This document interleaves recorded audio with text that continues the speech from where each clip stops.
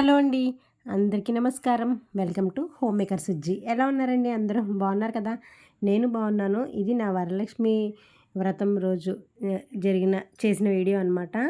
అప్పటినుంచి అసలు పోస్ట్ చేయడం అవ్వలేదు. అయితే నేను మా ఇంట్లో వరలక్ష్మి పూజ ఎలా చేసుకున్నాననేది ఈ వీడియో. పూజ రోజున వరలక్ష్మి పూజ రోజున ముందు రోజు మా ఊర్లో హడావిడి అనమాట. అమ్మవారి వార్షికోత్సవం జరిగింది. ఆ హడావిడి వల్ల అసలు అవ్వలేదు. ఆ ముందు రోజు నుంచి ఇప్పటి వరకు ఇంకా బిజీ బిజీ అనమాట. అయితే వరలక్ష్మి పూజ రోజు పొద్దుటే మార్నింగ్ 3:00 లేచాను. లేచిన వెంటనే ముందు ఎప్పుడు ఫస్ట్ క్షీరాన్నం అయితే వండుతానండి. దానికోసం గిన్నె పెట్టుకుని ఫస్ట్ ఆవు పాలు అయితే వేసుకొని క్షీరాన్నానికి అయితే రెడీ చేసుకుంటున్నాను. అంటే ముందు పాలు కాయడం అంటే అంత పొద్దుటే వండినా సరే పాడైపోతుంది కదా ఈవినింగ్ వరకు ఒకవేళ ఉంచాలనుకున్నా, కాబట్టి ముందైతే పాలు అయితే కాసి క్షీరాన్నం ప్రిపేర్ చేయడానికి అయితే చేసుకుంటాను. దాంతోపాటు ఇంకా 11 రకాలు ఎప్పుడు నాకు వరలక్ష్మి పూజ అప్పుడు ఎప్పుడు 11 రకాలు చేస్తాను. ఆ 11 రకాలు వచ్చేసి కుడుములు, బెల్లం తాలికలు, క్షీరాన్నం, అత్తెసరన్నం, పులిహార, దద్దోజనం, గారెలు, బూరెలు, బొబ్బట్లు, ఇలాగ 11 రకాలైతే చేస్తానండి. ఈ 11 రకాలు ప్రిపేర్ చేయాలంటే టైం పడుతుంది కాబట్టి నేను 2:30కి లేచి ఇంకంతా రెడీ అయినప్పటికీ 3:30 అయిందనమాట. ఇల్లు అన్నీ తుడుచుకొని నేను స్నానం చేసి ఇవన్నీ చేసినప్పటికీ 3:30కి కరెక్ట్గా వంట స్టార్ట్ చేస్తే మార్నింగ్ 8కి మొత్తం అన్నీ ప్రిపేర్ అవుతున్నాయి అనమాట. ఎంత తొందరగా చేసినా పూజ అన్నప్పటికీ అదే హడావిడి, అదే టైం అవుతుంది. ఎంత తొందరగా చేసుకుందాం అనుకున్నా ఏ టైంకి అవ్వాల్సింది ఆ టైంకే అవుతుందండి. ఇవన్నీ అయినప్పటికీ వంటలు అయితే అయిపోయినప్పటికీ 8:30 అయింది. మళ్ళీ దాంతోపాటు దేవుణ్ణి సర్దుకోవాలి, నేను రెడీ అవ్వాలి, ఇవన్నీ చేయాలి కదండి. అలా ఇలా చేసి 10:30కి అయితే పూజలో కూర్చున్నాను. 10:30 దాటిపోయిందిలేండి. ఇదిగోండి వంటలన్నీ ప్రిపేర్ చేయడంతో పాటు మళ్ళీ ఇదంతా క్లీన్ చేసుకొని మళ్ళీ ఎక్కడొక్కడ సర్దుకుంటే తప్ప అలా ఎలా పడితే అలా వదిలేసి పూజ చేసుకోలేం కదండి. అవన్నీ క్లీన్ చేసుకొని అప్పుడు పూజ దగ్గర కూర్చున్నానమాట. మాకు వరలక్ష్మి పూజకి కొంతమందికి కలశం ఆనవాయి ఉంటుంది, కొంతమందికేమో ఆనవాయితీ ఉండదు. మాకుంది. కలశం పెట్టి కలశంతో పాటు ప్రతి సంవత్సరం తప్పకుండా లక్ష్మీదేవి రూపునైతే తీసుకుంటాను. అలాగే లక్ష్మీదేవి రూపుని తీసుకొని కలశం అయితే ఏర్పాటు చేసుకున్నానండి. కొంతమందికి అయితే లక్ష్మీదేవి రూపు ఆనమైతే ఉండదు. వారి ఆనవాయితీని బట్టి చేసుకోవచ్చు. కలశం ఏర్పాటు చేసుకుని ముందు వినాయకుడికి చక్కగా పూజ చేసుకుని వినాయకుడి పూజ షోడోపచార పూజ అయిపోయిన తర్వాత అప్పుడు మనం కలశం పెట్టుకున్నాం కదండి. అప్పుడు లక్ష్మీదేవికి అష్టోత్తరం ఇవన్నీ చెప్పుకొని లలితా సహస్రనామం ఇవన్నీ చదివిన తర్వాత అప్పుడు నైవేద్యం అయ్యి సమర్పించి వరలక్ష్మీదేవి కథ ఉంటుంది కదండి. ధూపదీప నైవేద్యాలు అన్నీ చూపించి వరలక్ష్మీదేవి కథ అయితే చదువుకున్నానండి. ఎంత తొందరగా లేచి ముందు రోజు హడావిడి ఉంటుంది, నెక్స్ట్ డే హడావిడి ఉంటుంది. అంత చేసినా సరే పూజ టైంకి అన్నీ మర్చిపోతాము. ఎప్పటిలాగే ఈసారి కూడా చక్కగా పూజ అయితే బాగా చేసుకున్నాను.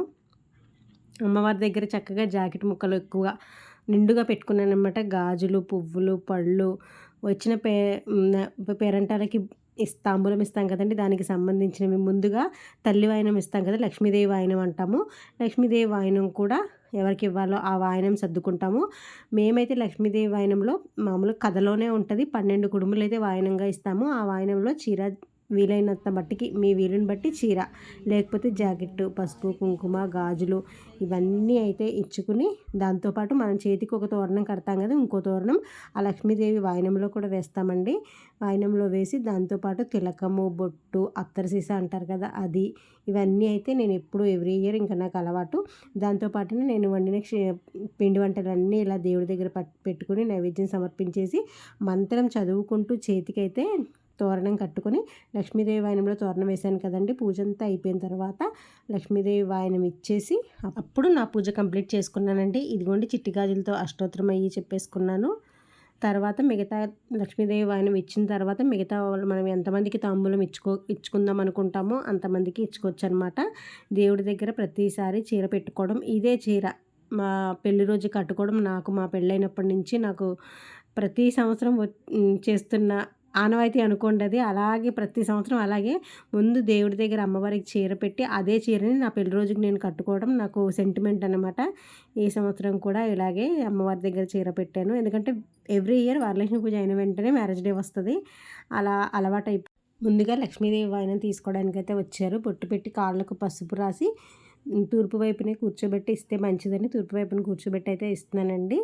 లక్ష్మీదేవి వాయనం ఇచ్చేసి అప్పుడు నేను ఎంతమందికి అయితే తాంబూలం ఇవ్వాలనుకున్నానో వాళ్ళకి ఇచ్చేసాను. ఈ ఇయర్ ఏంటంటే ముందు ముందు ఫస్ట్ ఫ్రైడేనే నేను వైభవలక్ష్మి పూజ స్టార్ట్ చేసి ఎక్కువ మందికి వాయినాలు అవి ఇచ్చి కొంచెం హడావిడి చేశాను కదా అని చెప్పి ఈ కొంచెం తగ్గించుకుందాం అనుకున్నాను. కానీ అమ్మవారు అలా చేయించుకోలేదు నా చేత.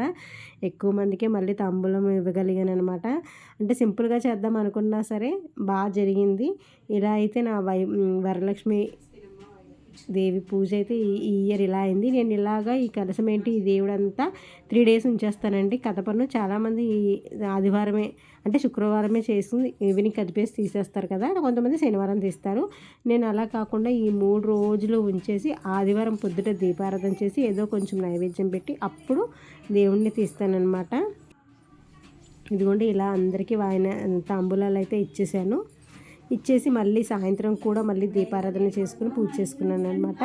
ఇది అయిపోయిన తర్వాత నేను ఆ రోజు వైభవలక్ష్మి పూజ కూడా సాయంత్రం ఉంది కాబట్టి అన్నం తినకుండా దేవుడి దగ్గర అయితే ఏవేవి ప్రసాదాలు పెట్టానో ఒక పులిహార తప్ప, ఎందుకంటే వైభవలక్ష్మి పూజకి పులిహార తినకూడదు కాబట్టి, పులుపు తినకూడదు కాబట్టి తినేసిన తర్వాత మా ఊర్లో జాతర అని చెప్పాను కదా, జాతర అయితే స్టార్ట్ అయింది. అది మళ్ళీ ప్రతి ఒక్కళ్ళింటికి అమ్మవారు తిరుగుతారు. ముందు గుడి దగ్గరికి వెళ్ళి దండం పెట్టుకొని మళ్ళీ ఇంటికి వచ్చేసరికి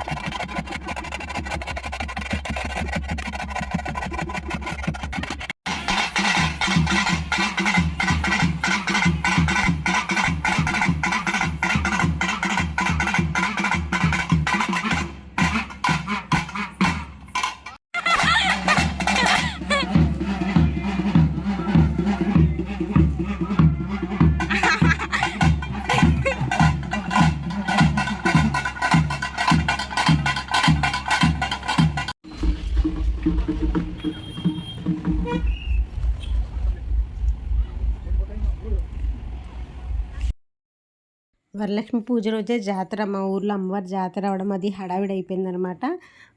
మా ఊర్లో అయితే ఇలా చేస్తారు జాతరలు అయ్యి, అంటే అమ్మవారి గుడి కట్టి 1 ఇయర్ కంప్లీట్ అయింది కాబట్టి వార్షికోత్సవం ఏర్పాట్లు చేశారనమాట. మీ ఊళ్ళో కూడా గరగలతో ఇలాగే చేస్తే కామెంట్ సెక్షన్లో కామెంట్ చేయండి. మొత్తానికి వైభవలక్ష్మి పూజ అయితే ఈ ఇయర్ ఇలా కంప్లీట్ చేసుకోగలిగాను. అసలైతే ముందు వారమే వైభవలక్ష్మి పూజ చేసుకోవడం, లలిత సహస్రనామం చదివించుకోవడం, పేరంటాళ్ళు చాలామందిని పిలవడం హడావిడి అయింది కదా. ఈ పూజ మాత్రం సింపుల్గా చేద్దాం అనుకున్నాను, కానీ అమ్మవారు నా చేత అలా చేయించుకోలేదు. నాకు అసలు చాలా నీరసంగా ఉన్నా సరే నేను ఇంతలా కాదు సింపుల్గా చేద్దాం అనుకున్నా సరే అమ్మవారు ఓపికనిచ్చి ఇంతలా నాతో చేయించుకుందా అమ్మ. ఇదండి మా ఇంటి వరలక్ష్మి పూజా విధానం. ఈ వీడియో మీ అందరికీ నచ్చిందని అనుకుంటున్నాను. మీ ఇంట్లో వరలక్ష్మి పూజ ఎలా చేసుకున్నారు ఏంటి అనేది కామెంట్ సెక్షన్లో కామెంట్ చేయండి. వీడియో నచ్చితే లైక్ చేయండి, షేర్ చేయండి, సబ్స్క్రైబ్ చేయండి. Thanks for watching. Bye bye.